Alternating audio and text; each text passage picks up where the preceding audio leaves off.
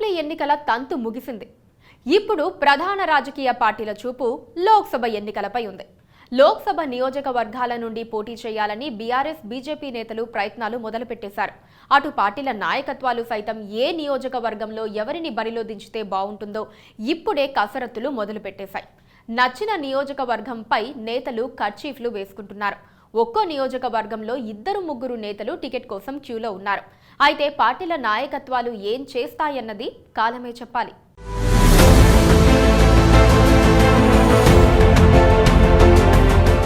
సికింద్రాబాద్ నుంచి పోటీకి మాజీ మంత్రి తలసాని తనయుడు సాయి కిరణ్ తో పాటు మన్నే క్రిషాంక్ సిద్ధంగా ఉన్నారు. మల్కాజ్గిరి నుంచి పోటీకి మాజీ మంత్రి శ్రీనివాస్ గౌడ్ తో పాటు ఎమ్మెల్సీ షంబీపూర్ రాజు టికెట్ ఆశిస్తున్నారు. వరంగల్ నుంచి సిట్టింగ్ ఎంపీ పసునూరి దయాకర్ తో పాటు మాజీ డిప్యూటీ సీఎం రాజయ్య పోటీ పడుతున్నారు. మహబూబాబాద్ నుంచి సిట్టింగ్ ఎంపీ మాలోత్ కవిత లేదా ఆమె తండ్రి మాజీ ఎమ్మెల్యే రెడ్యా నాయక్లలో ఒకరికి టికెట్ ఇవ్వనున్నారు.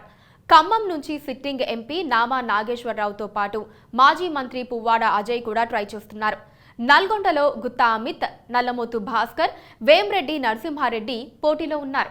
భువనగిరి నుంచి అసెంబ్లీ ఎన్నికల ముందు కాంగ్రెస్ నుంచి బీఆర్ఎస్ లో చేరిన పొన్నాల లక్ష్మయ్య, పైళ్ల శేఖర్ రెడ్డి, జిట్టా బాలకృష్ణారెడ్డితో పాటు గొంగిడి సునీత కూడా ప్రయత్నిస్తున్నారు. కరీంనగర్ నుంచి మాజీ ఎంపీ బోయినపల్లి వినోద్, నిజామాబాద్ నుంచి ఎమ్మెల్సీ కవిత, ఆదిలాబాద్ నుంచి మాజీ ఎంపీ నగేష్, మెదక్ నుంచి పార్టీ అధినేత కేసీఆర్ పోటీ చేసే ఆలోచనలో ఉన్నట్లు తెలుస్తోంది.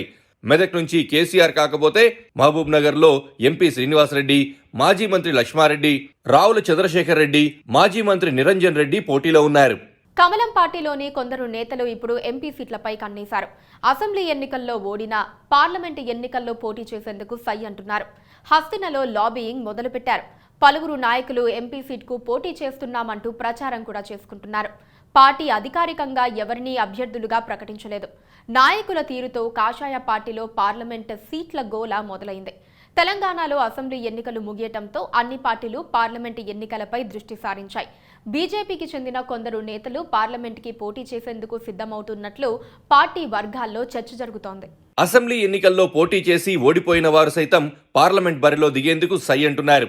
బీజేపీకి తెలంగాణలో ప్రస్తుతం 4 ఎంపీలుండగా వారిలో పార్టీ రాష్ట్ర అధ్యక్షుడు కిషన్ రెడ్డి మినహా మిగిలిన 3 అసెంబ్లీకి పోటీ చేసి ఓడిపోయారు. ఆ 3 సిట్టింగ్ ఎంపీలు మరోసారి తాము ప్రాతినిధ్యం వహిస్తున్న పార్లమెంట్ స్థానాల నుండి పోటీ చేసే అవకాశం ఉంది. అయితే ఆదిలాబాద్ పార్లమెంట్ స్థానంలో ప్రస్తుత ఎంపీ సోయం బాపురావు పోటీ చేస్తారా లేదా అనే సందేహం వ్యక్తమవుతోంది. బోధ్ మాజీ ఎమ్మెల్యే రాథోడ్ బాపురావు తనకు టికెట్ ఇస్తారని హామీ ఇచ్చారని చెప్పుకుంటున్నారు. ఈటెల రాజేందర్ మల్కాజ్గిరి, మెదక్ సీట్లలో ఏదో ఒక చోట నుండి పోటీ చేసే అవకాశం ఉంది. మెదక్ నుండి రఘునందన్ రావు గతంలో పోటీ చేశారు.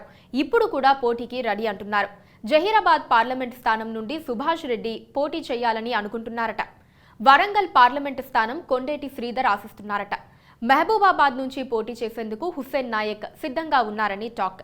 పెద్దపల్లి నుండి మరోసారి తనకు అవకాశం రావచ్చని ఎస్ కుమార్ భావిస్తున్నారు. చేవెళ్ల నుంచి కొండా విశ్వేశ్వర్ రెడ్డి, మహబూబ్ నగర్ నుంచి డీకే అరుణ, నాగర్ కర్నూల్ నుంచి బంగారు శృతి, సికింద్రాబాద్ నుంచి కిషన్ రెడ్డి, భువనగిరిలో బూర నర్సయ్య గౌడ్ పోటీకి దిగటం ఖాయమని ప్రచారం జరుగుతోంది. నిజామాబాద్ ఎంపీగా అరవింద్కే మళ్లీ ఛాన్స్ ఇచ్చే అవకాశం ఉంది.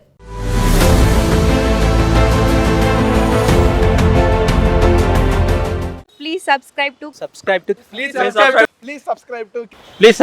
KTV Telugu. KTV Telugu. KTV Telugu.